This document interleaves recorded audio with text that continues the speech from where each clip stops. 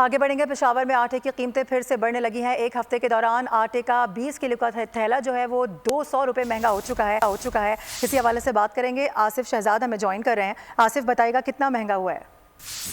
जी बिल्कुल, महंगाई का जो सिलसिला है वो दोबारा बढ़ने लगा है। पेशावर में एक हफ्ते के दौरान जो आटे का 20 किलो का थैला है उसकी कीमत में 200 रुपये इजाफा हुआ है। 1800 रुपये जो 20 किलो का थैला मिल रहा था मार्केट में उसकी कीमत 2000 तक जा पहुंची। इसका जो फाइन आटा है वो 2100 तक जा पहुंचा है। शहरी जो है वो कहते हैं कि वक्ती तौर पर हमें रिलीफ दिया गया, उसके बाद अभी जो महंगाई है दोबारा बढ़ना शुरू हो गई। इस हवाले से इकदाम किए जाए ताकि ये जो अभी आटे समेत जो दीगर अशिया खुर्दनोश की कीमतों में इजाफा हो रहा है उस पर काबू पाया जा सके।